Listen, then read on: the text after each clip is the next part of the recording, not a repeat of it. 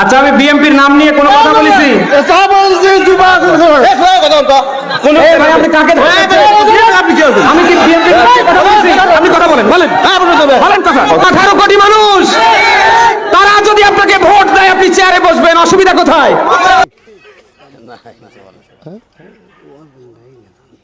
আওয়াজ লাইন কি হবে? ঠিক লাইনে আওয়াজ চলতেছে তো। আপনি রাজনৈতিক দলের সমান রাজনীতি আবার কি? আমি কথা বলি। আপনি কি স্বৈরাচারের লোক? না না, আপনি বোঝেননি তো। বসে যেভাবে তো পাকিস্তান বানাচ্ছেন সেভাবে আর জালসা চলবে না। কোরআন থেকে কথা বল। জিন্দাবাদ জিন্দাবাদ কোরআনের কথা। জিন্দাবাদ মানে অর্থ বোঝেন? নারাই তাকবীর, আল্লাহু আকবার। জিন্দাবাদ অর্থ এটা বোঝেন আপনি? আপনি যতক্ষণ আলোচনা করছেন সেটা পাবলিক কি বুঝছে আমরা বুঝাই দেব। সে আল্লাহু আকবার স্লোগান দিবে, এটাই তো স্বাভাবিক। আল্লাহু আকবার মানে আল্লাহ বড়। কিসের বাসো ভাই? আমরা আমার দেশে থাকি না। আমরা দেশে থাকি না। হ্যাঁ, ঠিক আছে। আপনি বলেন কেন যে আল্লাহ আকবার একবারই ছাড় দেয় না? আমাদের প্রত্যেকটা প্রোগ্রামে দেখো না, এই জায়গাতে আমি কি বুঝতে পারছি, চাকরি শোনেন। এই কয়েক যখন বলছে একবার বলেছেন, আমি সেটাকে ডিফার করেছি। আমরা ইসলাম কারো ব্যক্তিগত সম্পত্তি নয়, ইসলাম সকল মুসলমানের সম্পত্তি। কোথায় গেবত কি? আপনি ওয়াজের কি বোঝেন? হাদিস ছাড়া একটাও বলি নাই। হাদিস ছাড়া কি বলেছি? কোরআন হাদিস ছাড়া কি বলেছি বলেন আপনি? আমি কোরআন হাদিসের কথা বললাম কিনা এখানে আলেমেরা বুঝবে। এই যে আলেমেরা বসে, ও কোথা থেকে আসলো? না না, মনে হচ্ছে স্বৈরাচারের দোষ। কথা কর না গা, মানে হক কথা সহ্য হচ্ছে না, কলজাত লাগতেছে। রাজা বাদশাহ আউট হয়ে গেছে। রাজা বাদশাহ চলবে না, চলবে আল্লাহর মুলকিয়াত। জোরে খান কথা ঠিক কি না? হ্যাঁ, ওরা মাঝে মধ্যে এসে হামকে ধমকি মারবি, কিন্তু কাম হবি না তো। সময় মতো ন্যাংটা করে নামা লাগবে। জোরে খান কথা ঠিক কিনা? সব বেশি কথা বলা লাগবে। Be a part of our vision. Do listen and share the khair. মাঝে এসে আওয়ামী লীগ নেতারা চড়াও হইতো না, দেখেছেন না? চড়াও হইতো না, এখন বিএনপি নেতারা চড়াও হচ্ছে। এই যে দেখেন, এটা আমার শহরে বগুড়ায় মাওলানা বজরুল রশিদ মিয়া, আমি কলে খুব পছন্দ করি, খুব চমৎকার একজন আলেম, কলে খুব সুন্দর ওয়াজ করেন। উনার উপরে চড়াও হয়েছে, মিজাজ খারাপ হয়ে গেছে দেখে। আর চড়াও হয়েছে কে? আওয়ামী লীগের পান্ডা মোহনের ভাই বিএনপি নেতা বাদশা। দুই ভাই দুই দল করে, এক ভাই আওয়ামী লীগ, এক ভাই বিএনপি। ওর ভাই বগুড়া শহরের কোনো জমি বাকি রাখে না, এই যে মোহন দখল করেছে। দুই ভাই দল করে সিস্টেম কইরা এখন আরেক ভাই রাজত্ব চালাইতেছে বগুড়ায়। এটা আগা পাঁচতলা দুর্বৃত্ত ফ্যামিলি। শোনেন কি করিছে। কিসের বাসো ভাই? আমরা আমার দেশে থাকি না। আমরা দেশে থাকি না। হ্যাঁ, ঠিক আছে। আপনি বলেন কেন যে আল্লাহ আকবার একবারই ছাড় দেয় না? আমাদের প্রত্যেকটা প্রোগ্রামে দেখো না। না, এই জায়গাতে আমি কি বুঝতে পারছি, চাকরি শোনেন। না না, এখানে যে কোরআন শরীফ তেলাওয়াত হলো, একবারই দিছে আল্লাহ আকবার, হাম্মাম করে আর দেয়নি। এটা ঠিক না। তার মানে দিছে তো? না, তার মানে দেয়নি, দিছে তো। একবার দেখ, 10 বার দেখ, দিছে। আপনারা কোন আওয়ামী লীগের মধ্যে দিছে? আপনি তো বললেন একবারই দিছে আর দেয়নি, এটা তো ঠিক না। আমি একটু আমার প্রধান বক্তার সাথে ডিফার করেছিলাম যে উনি বলতে চেয়েছিলেন যে একবারই হাম্মাম সাহেব বলছেন। এটা তারপর কি বলছেন আমি আসলে এই কয়েক যখন বলছে একবার বলেছেন, আমি সেটাকে ডিফার করেছি। আমরা ইসলাম কারো ব্যক্তিগত সম্পত্তি নয়, ইসলাম সকল মুসলমানের সম্পত্তি। কেউ যদি মনে করেন এটা আমার ইসলাম আমার একাধিক আর করো না, এটা তো সঠিক না। যারা ক্ষমতার থাকতে যা করেনি, এরা ক্ষমতার যাওয়ার আগেই তার সাথে বেশি করতেছে। জোরে কোন কথা ঠিক কি না? রাজা বাদশাহ আউট হয়ে গেছে। মাহফিলে যারা যাবেন, কোন রাজনৈতিক নেতা যদি আলেমের সাথে বেদবি করে না, একেবারে পায়দা ফেলাবেন। পারমিশন দিলাম, আমার নামে যেন কেস দেয়, আমি কয়ে দিছি। আর হুজুরেরা আপনাদের বলি, বেদবি নিয়েন না। আপনারা কোন আক্কেলে এই সমস্ত রাজনৈতিক দুর্বৃত্তদের ওয়াজের মঞ্চে আপনাদের পাশে বসতে দেন? ওদের সেই যোগ্যতা আছে আপনার পাশে বসার? পাবলিকে তো আপনার ওয়াজ শুনবার এসেছেন নাকি? ওই গুলো ক্ষমা দেখবার আসছে, তা তো আসে নাই। আমি দুঃখিত, মুখ খারাপ করলাম, হুজুর বিয়াদবি মাফ করে দিয়েন, কিন্তু এ তো মেজাজ খারাপ হয়ে যায়। তো আপনি কেন ওগ্রে পাশে বসান কেন? আপনার ওয়াজে জমায়েতের ফুটেজ খাবার আসে, ওই হারামজাদা নিজেরা দেখলে তো পাবলিক আসবে না, কথাও কবে পারে না। আপনার ওয়াজের জমায়েতের ফুটেজ খাবার আসে, এটি এসে সে দেখায় যে আমি মেলা বড় নেতা। এগুলোর পাত্তা দিবেন না, দাবরানি দিবেন, সাইজ হয়ে যাবে। মিজানুর রহমান আজহারির ওয়াজের শেষে হট্টগোল করে বন্ধ করে দেওয়া হয়েছে, তাতে আমি হতবাক এবং ক্ষুব্ধ। শুনেন তার কথা, শুনেন শেষ দিকের কথা। এই জায়গাটাতে এরকম কেন হইলো? শুরুতে তো এটা ছিল না। এখন আইন শৃঙ্খলা বাহিনী তোমাদের সাথে লাঠি চার্জ করবে, ধাক্কাধাক্কি করবে, তোমরা আমার সাথে এটা হবে এরকম? তোমরা তো ব্যথা পাবা তো। বসো না, সবাই বসতে পারলে তোমাদের কি? বসো। এটা আমি এখন পরিকল্পিত কিছু হতে পারে এই ধারণাও করতে হবে আমাদের। লক্ষ লক্ষ মানুষ বসে আছে, তোমরা একটু শান্ত হবে না? হ্যাঁ, বসো। আর 2 মিনিট একটু কোঅপারেট করো। 2 মিনিট একটু কোঅপারেট করো।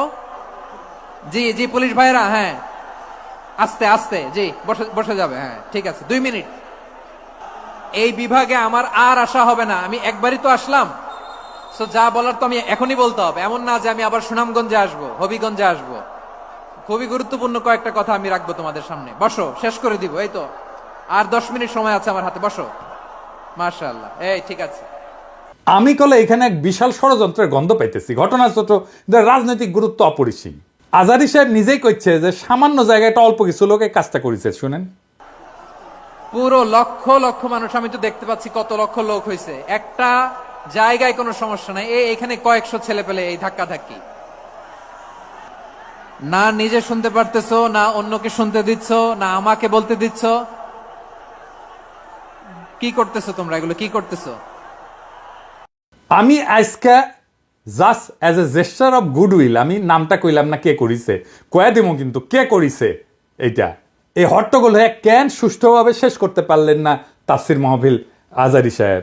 কারণ বিএনপি নেতারা প্রকাশ্যে বলিছে মাহফিলে আজারি সাহেব হেস্তনেস্ত শিকার হবে, এটা কইছে বিএনপি নেতা। সত্যি কথা, আমি ব্যানে করছি না। এই যে শুনেন, রহমান আজারি বক্তব্য রাখে বিএনপির বিপক্ষে, এত সাহস সে কোথায় পায়? আপনি এই জামাতের পক্ষে কথা বন্ধ করেন, নাহলে দেশের মানুষ যেভাবে আপনার এই যে মাহফিল করে, মাহফিলে কিন্তু আপনি হ্যাস্ত শিকার হবেন এই মুসলিম লীগের কারণে। কারণ এই মুসলিম লীগ কিন্তু বিএনপিকে পছন্দ করে, এই মুসলিম লীগ কিন্তু অন্য সংগঠনকে পছন্দ করে। কিন্তু আল্লাহর নামে স্লোগান দিয়ে, ধর্মের কথা বলে, মাথায় টুপি লাগিয়ে, পাঞ্জাবি পরে বিএনপিকে বলবেন না আপনি, তাহলে কিন্তু হ্যাস্ত শিকার হবেন। আবার যে কোনো মুহূর্তে কিন্তু আপনি দেশান্তর হতে পারেন। ঠিক তার পরদিন এই ঘটনা ঘটলো। তার আগে তো অনেক নেতা, রিজভী ভাই তার সহকর্মীদের তাতায় রাখছে। এখন আজারির উপর কেন বিএনপি বিলা? দুইটা কারণে। এক, বিএনপির তো জমায়েত করতে টাকা খরচা হয়, এমন কোনো বক্তা নাই যার বক্তৃতা শোনার জন্য লাখে লাখে মানুষ যাবে। খালেদা জিয়া বা তারেক রহমান আসলে যাইতে পারে, কিন্তু দেশে আছে এমন কোন নেতার বক্তব্য শুনতে এখন আর যাবে না লাখে লাখে লোক। আর আজহারীর বক্তব্য শোনার জন্য স্মরণকালের সর্ববৃহৎ সভা হচ্ছে, যেটি যাচ্ছে সেটি হচ্ছে। এটা গা টাটাইতেছে বিএনপির। জনসমাগম মানে ক্ষমতা, বুঝছাও? আমাদের ভিডিওর ভিউ গেলে ক্ষমতা, আমাদের পোস্টের লাইক শেয়ার ক্ষমতা, এই ক্ষমতাকে বিএনপি চ্যালেঞ্জ মনে করছে। আর 2 নাম্বার, ইন্ডিয়ার ডরায় জনপ্রিয় ইসলামী বক্তারে। এই জন্যই তারা চড়াও হয়েছিল মৌলানা দেলাওয়ার হোসেন সাইদের উপরে। আজহারী সাহেব ইভেন বিগার থ্রেট তাদের জন্য, বড় ভয়, কারণ সংঘবদ্ধ মুসলমানে তাদের ভয়। আজহারী জামাত করে না, তার বয়স কম, তার যুদ্ধাপরাধী বানাইতে পারবে না, চমৎকার কথা বলে, আধুনিক মননশীল, অপূর্ব সুন্দর গলা আর চেহারা, মাশাআল্লাহ, ইংরেজি বলতে পারে ভালো। এইরকম একজন দায়ীকে কোনোভাবে টলারেট করবে ইন্ডিয়া? করবে না। এক বেকুব তার মাথার দাম ধার্য করেছে, শুনেছেন? শুনেন,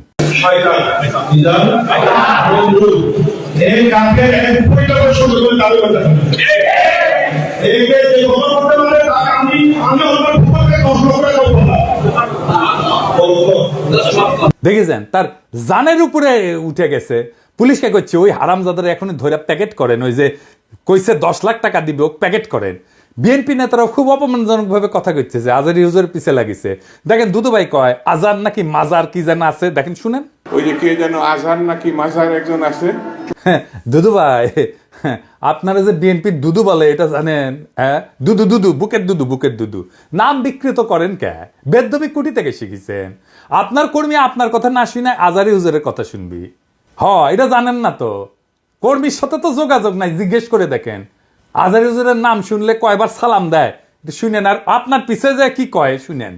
নিজেরা বেশি হারকুলিস ভাবেন না, বুঝছেন? উঠলে দিন বাগে খেয়েছে। আওয়ামী লীগ আমলে ওয়াজে এসে আওয়ামী লীগ নেতারা চড়াও হইতো না, দেখেছেন না, চড়াও হইতো না, এখন বিএনপি নেতারা চড়াও হচ্ছে। এই যে দেখেন, এটা আমার শহরে বগুড়ায় মাওলানা বজরুল রশিদ মিয়া, আমি কলে খুব পছন্দ করি, খুব চমৎকার একজন আলেম, কলে খুব সুন্দর ওয়াজ করেন, উনার উপরে চড়াও হয়েছে, মিজাজ খারাপ হয়ে গেছে দেখে। আর চড়াও হয়েছে কে? আওয়ামী লীগের পান্ডা মোহনের ভাই বিএনপি নেতা বাদশা, দুই ভাই দুই দল করে, এক ভাই আওয়ামী লীগ, এক ভাই বিএনপি। ওর ভাই বগুড়া শহরের কোনো জমি বাকি রাখে না, এই যে মোহন দখল করেছে, দুই ভাই দল করে সিস্টেম কইরা এখন আরেক ভাই রাজত্ব চালাইতেছে বগুড়ায়। এটা আগা পাঁচতলা দুর্বৃত্ত ফ্যামিলি। শোনেন কি করিছে। কিসের বাসো ভাই, আমরা আমার দেশে থাকি না, আমরা দেশে থাকি না। হ্যাঁ, ঠিক আছে। আপনি বলেন কেন যে আল্লাহ আকবার একবারই ছাড় দেয় না? আমাদের প্রত্যেকটা প্রোগ্রামে দেখবো না। না, এই জায়গাতে আমি কি বুঝতে পারছি, চাকরি শোনেন না না, এখানে যে কোরআন শরীফ তেলাওয়াত হলো, একবারই দিছে আল্লাহ আকবার, হাম্মাম করতে আর দেয়নি, এটা ঠিক না। তার মানে দিছে তো?